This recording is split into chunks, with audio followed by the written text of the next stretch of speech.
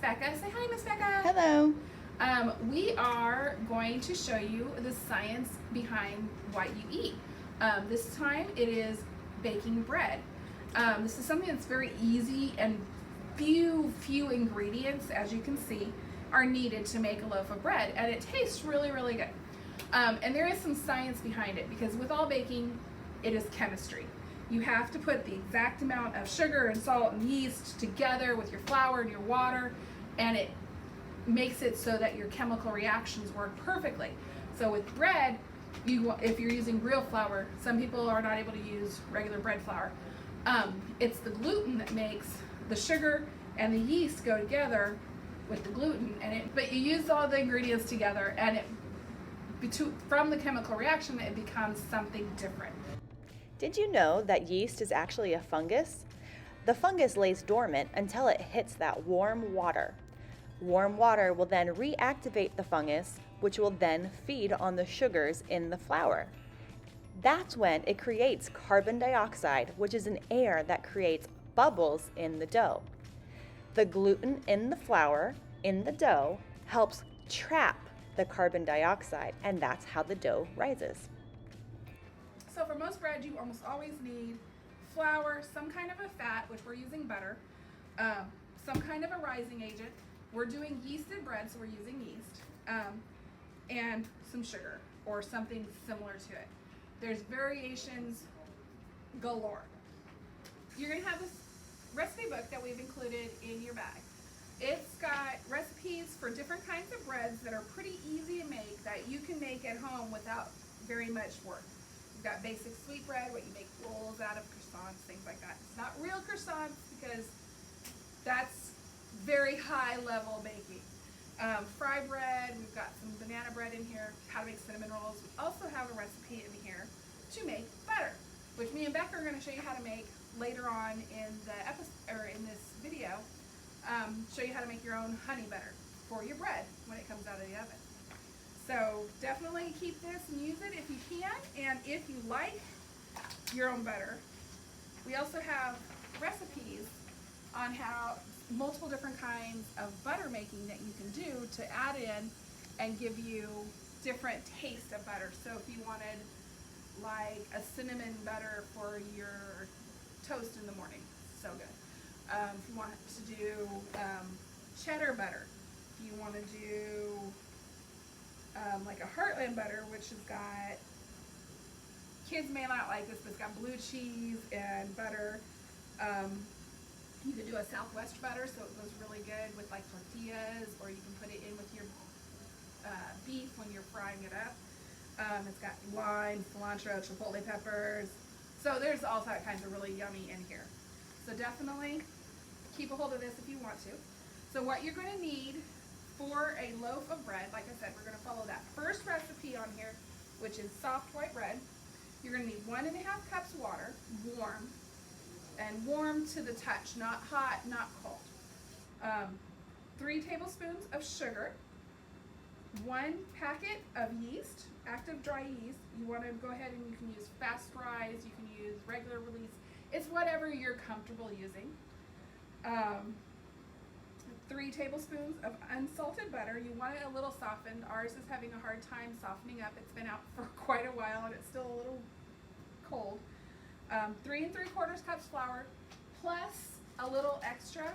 You always want to have a little extra on hand, because you never know what you might need. Sometimes a recipe needs a little more flour, needs a little less flour, and you also need flour for your surface when you knead out your bread. And then you're also going to need 3/4 cup salt. You'll need, later on in it, you'll need some oil. You can use either olive oil or spray oil, it doesn't matter. You'll need some kind of plastic wrap and a bowl. Of course, your loaf pans that are included in your bag. You're going to have a measuring cup set that's included in your bag. And then you also want something to mix with. You can do this by hand, but I tell you from experience, a little help is always good. And like I said, a bowl to let your dough rise, because that's one of the things that you have to do with it, because you got the yeast in it, is to let it rise. All right, we'll get started as soon as we get going. First thing you're going to do is you're going to take your 1.5 cups warm water, put it in your bowl. You're going to take your 3 tablespoons of sugar, put it in with your water, and go ahead and mix it up just a little bit, just so your sugar dissolves a little bit. And this is where it's important for the chemical reaction, because you need the sugar and the water to help your yeast start sprouting.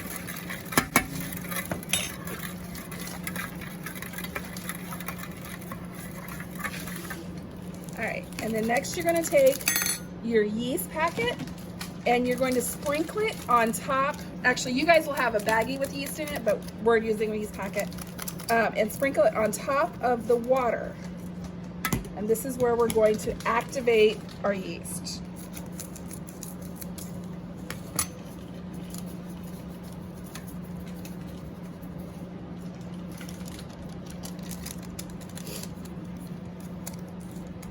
All right, and now we're going to set this aside for 5 minutes to just let the yeast start proofing.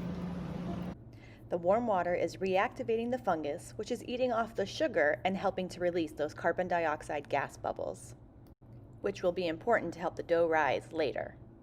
Okay, as you see, we've had 5 minutes and the yeast has settled a little. And what it's doing is we've started the proof of it. So next we're going to do is what we're doing is feeding the bread. So we're going to put in our butter, which is 3 tablespoons of softened butter. So this is a little soft, you can kind of tell. And then we're going to put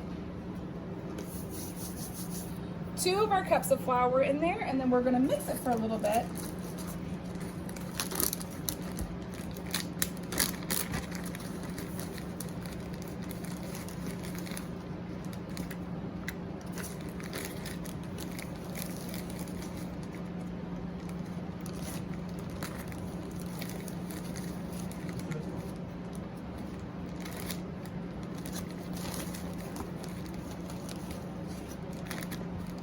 All right, and once we've got our flour and our butter in there with our sugar and yeast mixture, we're going to go ahead and get it recorded or mixing.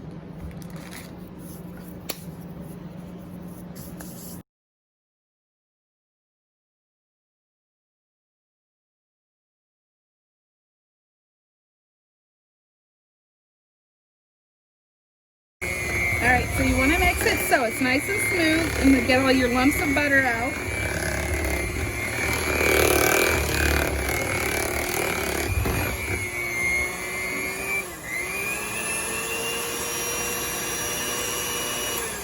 All right, so now you're going to go ahead and put in another 1.25 cups to 1.75 cups worth of flour.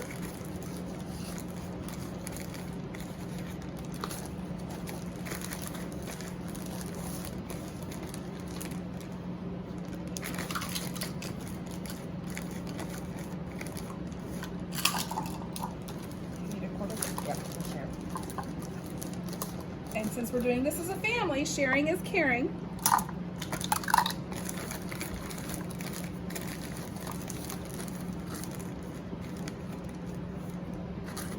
Did you go ahead and put 3/4 in right now? I did. Okay. And then you want to go ahead and put your salt in.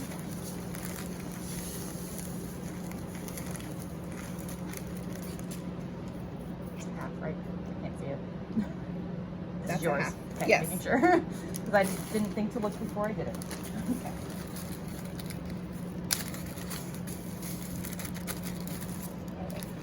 All right, and then you're going to go ahead and continue mixing until your bread starts making a dough. So just do it smooth as you can. As you can see, Miss Gretchen makes messes everywhere she goes. That's what makes me awesome. It makes it fun. And you just keep mixing.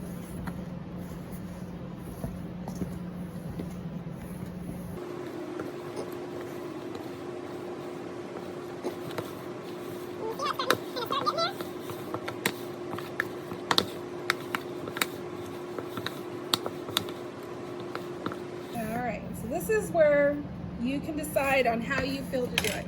Use your clean hands, and you can just start kind of mixing it together once it's mostly done, so you can get your dough all together.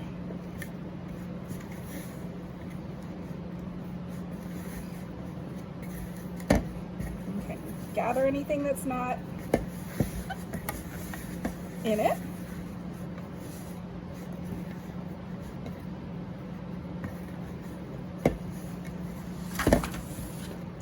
Oops, our recipes just fell, but that's okay.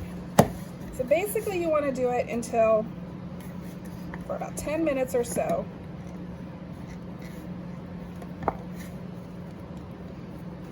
Till it's nice and smooth and elastic. Kneading the dough is very important for bakers because this is how they develop the gluten, by linking its molecules together, which helps to make the dough stretchy. This is if you have like a big mixing machine. This is when you'd use your bread hook, or you can just use a good old-fashioned hand power. And I'll just roll it around here, get a little bit more of the flour, anything that's got left over on the side of my bowl. And just keep mixing it. Use your hands. Make it nice and smooth. And see how different that looks now from when we started?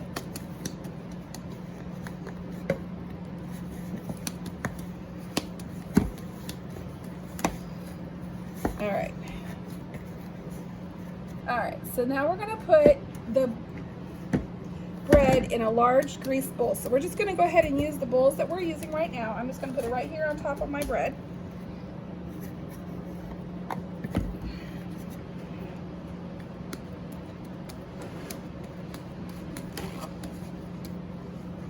And basically you just get a napkin, your oil, whatever you're going to use. You can use vegetable oil, you can use sunflower oil, you can use olive oil, you can use lard, you can use shortening. It just really depends upon how you cook. And just get some on your towel and you just grease the inside of your bowl. And if you have little bubble or little pieces that come up, you just dump it in the trash. And that's fine, but you want to make sure you have a good amount of oil in your bowl. Because you obviously don't want your bowl to stick. Okay, you're going to take your bread and you're going to put it in the middle. You're going to cover it loosely with plastic wrap. And it doesn't say on the recipe, but what I've learned growing up baking bread all the time is spray it a little bit. So you've got your plastic wrap and you just spray it lightly with your spray oil.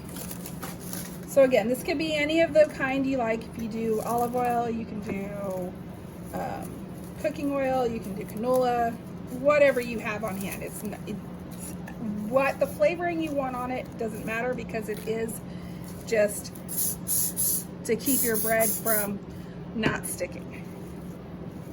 Okay, then you're going to just loosely cover your bowl with your aluminum foil or your wrap, and you're just going to let it rise till it is double the size it started. So this is the size it's at. We want it to be about twice that size. So it's going to be about 30 to 45 minutes.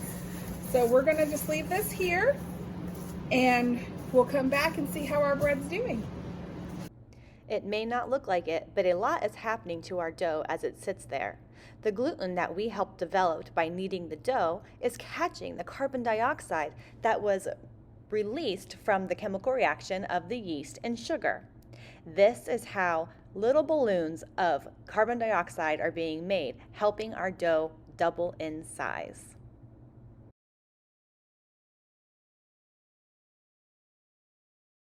All right, so we're going to show you how to make butter. This is basically using the scientific term of emulsification.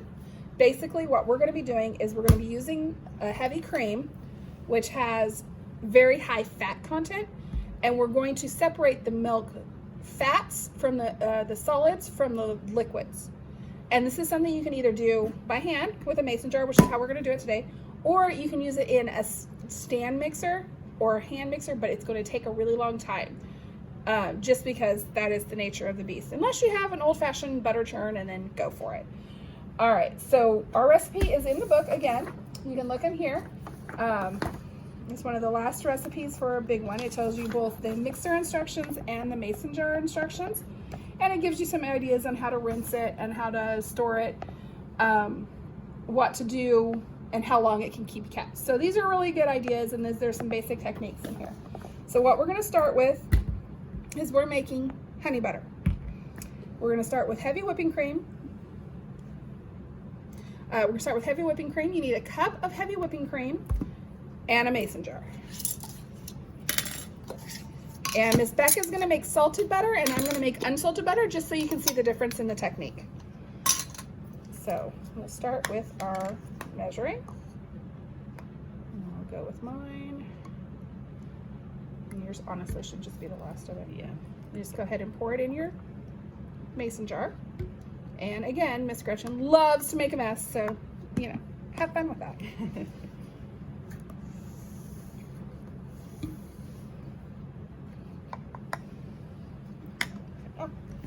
I'm going to go ahead and add a pinch of salt to mine. It doesn't take much, just a little bit. And then this is the part that's very important. Make sure it is sealed tight as you can do it, because when you start mixing it, it's going to go everywhere. All right, so once you're tight, then you just start shaking. And then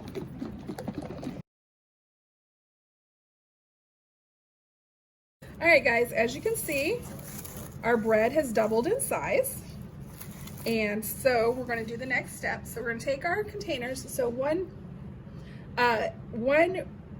of the recipe will make 2 of the pans that we've given you, because we've got a little smaller of a pan. So what we're going to do is we're going to lightly mist our pan. Sorry, Miss Becca, I just did yours. I'm sorry. Thank you. All right, we're going to put these off to the side. And then we're going to shape our dough. So this is where you have a little extra flour. You're going to put it on the countertop that you're going to use, and just put it lightly over there, because you don't want it to stick.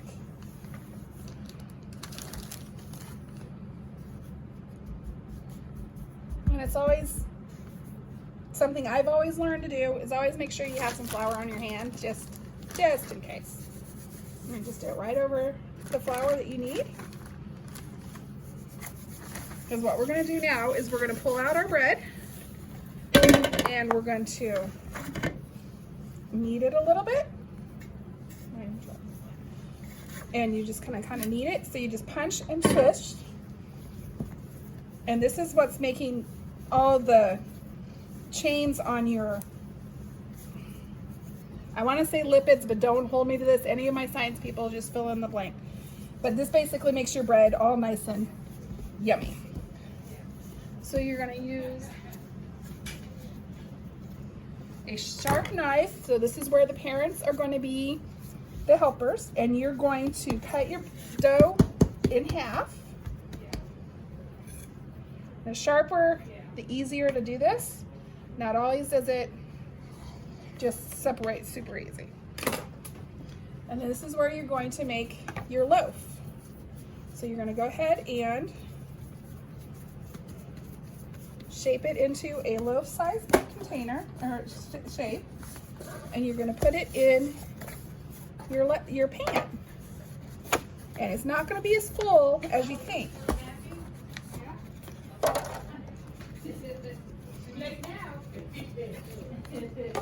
And go ahead and get your loaves in here.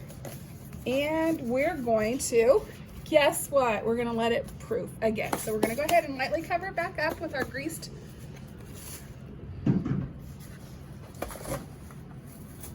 saran wrap.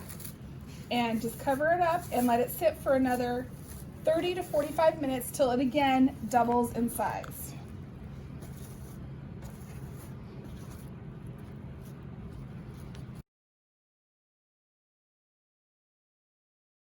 All right, guys, we've been shaking for a bit. Sometimes it takes more, sometimes it takes less. One thing we did learn from this is too small of a container for what we're making.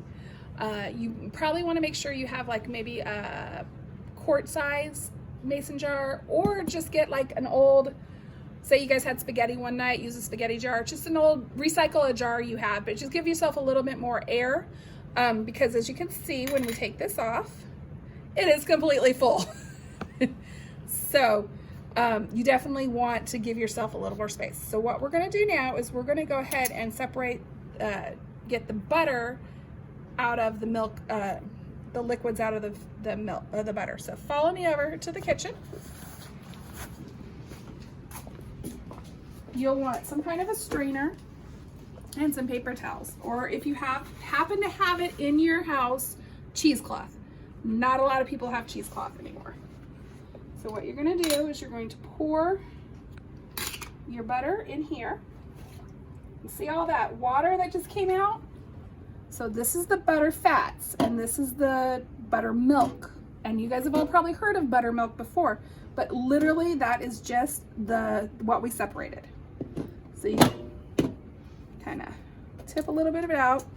If you're going to make biscuits or pancakes or anything like that, if you guys so want to, you can save that buttermilk and actually use it in the recipe, and it tastes really good. So what you're going to do is you're going to kind of squeeze out your milk, all that liquid.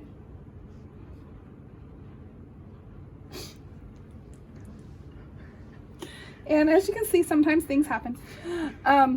Miss Gretchen just we're doing it the old-fashioned way. So I put a hole in the paper towel. But anyway, as you can see, there's our butter. And ours is a little thinner than what normally does. So what we'll do is we're going to rinse out our containers, just get all that milk, the buttermilk out.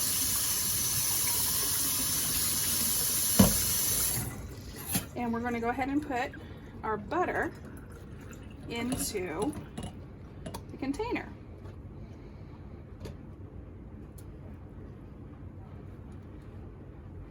And as you can see, it can be messy if yours isn't super solid, but ours isn't super solid, but there you go. We have butter. So we're gonna go ahead and do that with the other container of butter, and we'll be right back and show you how to flavor it. So this is our butter, and this is, if you were just going with this and not flavoring it, at this point you would put it in the refrigerator and let it solid up a little bit more, because as you can see, it's a little softened. But if you read in the recipe book, it says to ask you to soften the butter before you add flavoring. We're going to add some honey, because I love honey butter. And it calls for 1 cup of butter, which we don't have quite a cup. You're going to use a 1/4 cup of honey. So we're using that as you need basically 1/4 of what your amount of butter is. So we don't have very much butter here, so we're just going to put a little bit of honey in there. And here we've got about 1/2 cup, so we're going to go ahead and put about 1/8 cup of honey in here. And you just use your spoon and mix it all up. And remember how Miss Gretchen likes to make a mess. And if you want to see if it tastes good, you just bring out your spoon with the finger that you're not going to put back in your container, and you just do a little bit and you taste it. Tastes pretty good. Now I'm going to wash my hands again, and then we're going to start mix up the other one.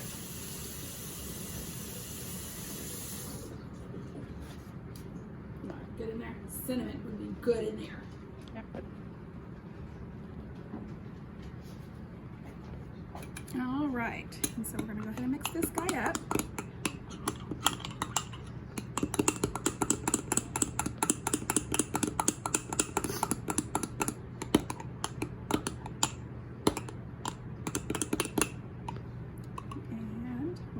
thing. We're just gonna taste it, make sure we've got enough honey in there. All right, so now our butter is ready to go in the refrigerator. We've got it all nice and mixed.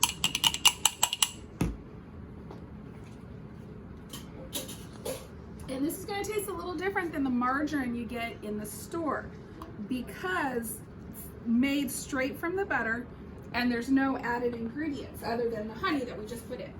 So what you'll do is you go ahead and close it up, and you can keep it in the refrigerator for 2 to 3 weeks. I wouldn't go too much longer than that. I would probably say stay at about a week, and then you're good for that. So we're gonna go ahead and do that. And since we're almost ready, if you look at our bread, it has doubled in size, some more than others. And so we're getting ready to put that in the oven. So we also need to do is start our timer, preheat our oven.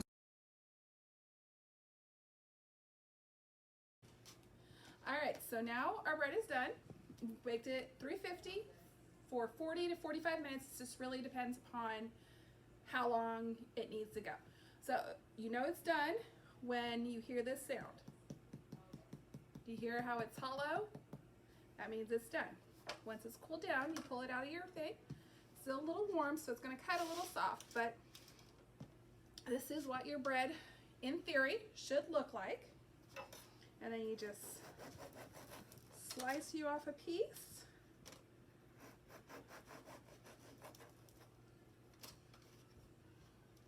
And you know it's really good is if it's nice and fluffy. Then you just take some of your butter and smear it onto your bread. And unfortunately, our butter got a little frozen because our refrigerator here at the library is a little special. But you just slather on some your butter. You could do jelly, peanut butter, make a sandwich out of it. Things are endless. And then you just take a bite. So good. If you guys really enjoyed baking with us today, don't forget the library has a whole section just for cookbooks. Here's some of our favorites. These are great ones for beginning cooks or more advanced. These are ones that give you the recipes, but they also tell you why it works the way it does. The banana bread recipe that is in your recipe book came from this one actually. These are basic, they cover everything from salads to desserts. So definitely come in the library, pick out some cookbooks and try cooking as a family. It's a really fun thing to do, and that way everybody learns something new. Make sure you show us your pictures of your loaves below. We'd love to see what you guys make together as a family. If you do any of the other recipes from the cookbook, please let us see it. We miss you guys. We wish you guys could drop them off and let us see what you make. As always, tell us if you like the program or not. We'll see you next time. The next time we're going to do a Science of Food will be in February at this time. Maybe online, maybe in person. We don't know. But the next science we're going to talk about is the science of candy. So see you later. Bye.